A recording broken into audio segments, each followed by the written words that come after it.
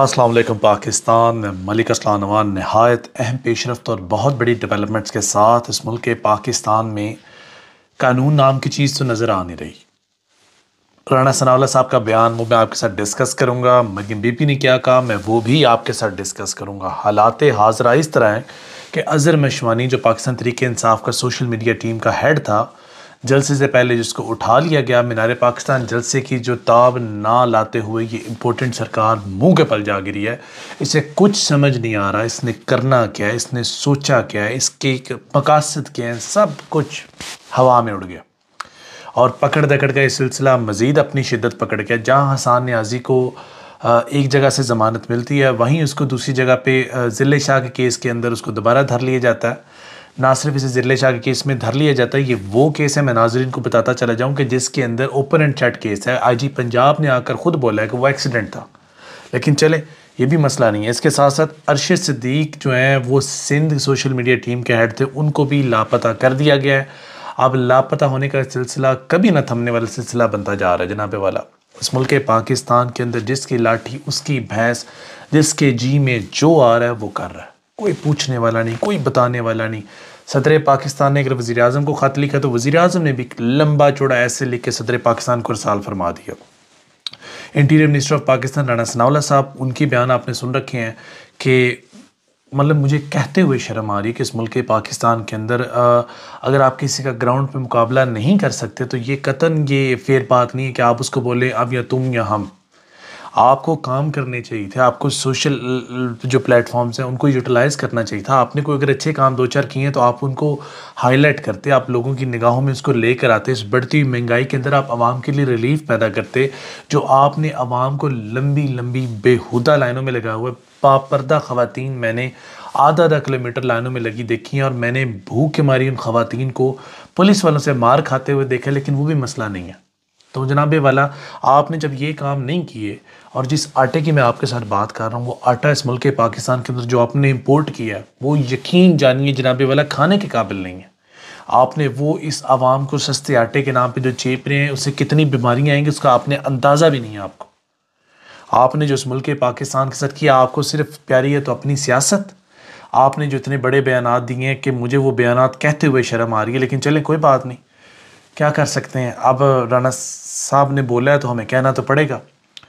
وہ کہتے ہیں کہ ہمارا وجود ختم ہو رہا ہے، اب دونوں میں سے کسی ایک کا وجود باقی رہنا ہے۔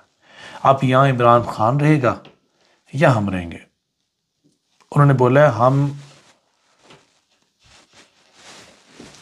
یا دیکھیں جمہوری ملک میں ایک انٹیریئر منسٹر آف پاکستان کہہ رہا ہے یا ہم بھول جائیں گے کہ جمہوری کیا اور غیر جمہوری کیا ہے۔ کم سے کم آپ جس عہدے پہ بیٹھے ہیں اب اس کا پاس رکھ لیجئے۔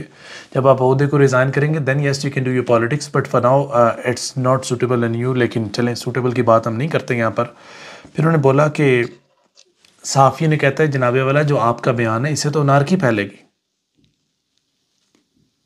انہوں نے بولا کہ ہمارے دشمن، یار مجھے کہتے ہوئے شرم آ رہی ہے کہ اس ملک پاکستان کے اندر حالات اس نہج پر پہنچ گئے ہیں کہ جو بیانات میرے سامنے ہیں، میں دعا کر رہا ہوں کہ جو بیانات میرے سامنے جو میں نے اپنی کانوں سے سنے اور آنکھوں سے دیکھے ہیں، جو اردو پوائنٹ پر انہوں نے ایک پروگرام دیا ہے، میں ایک طرح سے دعا کر رہا ہوں کہ یا اللہ یہ جھوٹ ہی ہو، لیکن انفارچونیٹلی یہ جھوٹ نہیں ہے، یہ وہ سچ ہے، نہ جھٹلایا جا سکتا ہے، نہ آنکھیں بند کر کے اس کو مٹایا جا سکتا ہے۔ لیکن چلیں ملک پاکستان ہے، بنانا ریپبلک آف پاکستان ہے، یہاں پر کچھ بھی پاسبل ہے، کہیں پہ کچھ بھی جو دل ہے کیجئے، نہ آپ کو کوئی پوچھنے والا ہے، نہ کوئی آپ کو پکڑنے والا ہے۔ پکڑیں گے تو ان کو، چلیں چھوڑیں اس بات کو بھی۔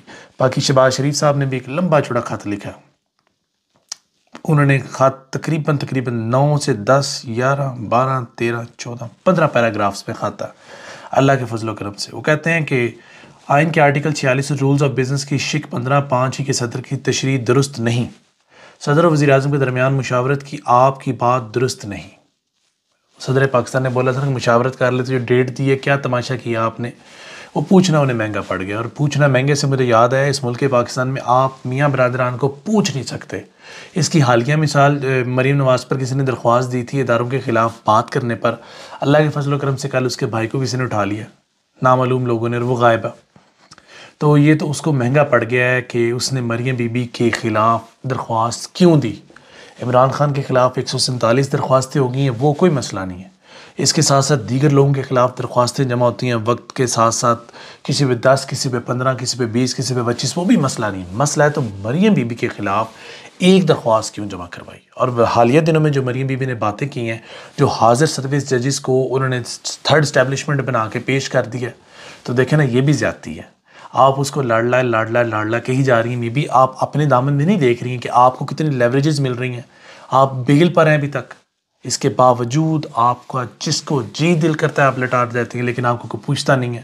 لیکن یہ آئین پاکستان ہے اور یہ ملک پاکستان ہے، یہ وطن تمہارا ہے اور ہمیں خواہ مخواہ اس میں، یہ میں تو صرف یہی کہہ سکتا ہوں۔ یہ جو دو بڑی جماعتیں ہیں، ان کا مقصد ہمیں لوٹنا اور صرف لوٹنا ہے، وہ چاہے کوئی بھی طریقہ کار کیوں نہ اختیار کر لیں۔ اور ہمارا مقصد کیا ہے؟ ان کے ہاتھوں لٹنا، ان کے ہاتھوں ذلیل ہونا، ان کے ہاتھوں رسوا ہونا، ان کے ہاتھوں بے آبرو ہونا۔ That's all I can say for today۔ زیادہ کچھ بات کرنے کو ہے نہیں ہے، تو میں آپ کا مزید قیمتی وقت لوں گا نہیں، باقی ان کے لمبے بیانات پڑھ کے مجھے آپ کے قیمتی وقت کی بہت قدر ہے اور اس کا میں بہت پاس رکھتا ہوں۔ ابھی کے لیے اپنے اس کو اجازت دیجیے۔ فی ایمان اللہ۔ بکھلاہٹ کا یہ لیول ہے کہ آپ گلی محلے میں کوئی بچہ کسی کی پوسٹ بھی شیئر کرے، کوئی ٹک ٹاک پہ کسی کی ویڈیو پہ لگا رہے، تو کیوں لگائیے؟ آپ کے لیے ایک لمبی چوڑی سوالات کی فہرست ہے، لیکن چلیں، وقت وہ بھی نہیں رہے، وقت یہ بھی نہیں رہیں گے، انشاءاللہ وقت مکمل ہو جائے گا، گزر جائے گا، لیکن یہ چیزیں، یہ واقعات، یہ تلخ رویے، یہ ہمیشہ یاد رکھے جائیں گے کہ پاکستان کے اندر، تاریخ کے اندر لکھا جائے گا کہ اس ملک کے پاکستان کے اندر ایسی حکومتیں بھی آئی ہیں جنہوں نے ناانصافی کی اور ہیومن رائٹس وائلیشن کی تاریخیں رقم کی ہیں۔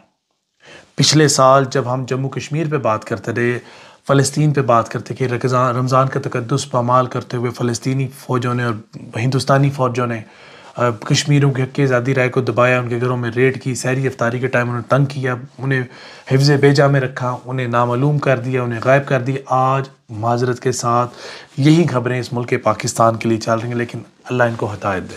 فی ایمان اللہ۔ خوش رہیں، آباد رہیں، اور جس شخص نے اس ملک پاکستان کا برا چاہ، اللہ اس کی نسلیں غارت کرے۔ اللہ حافظ۔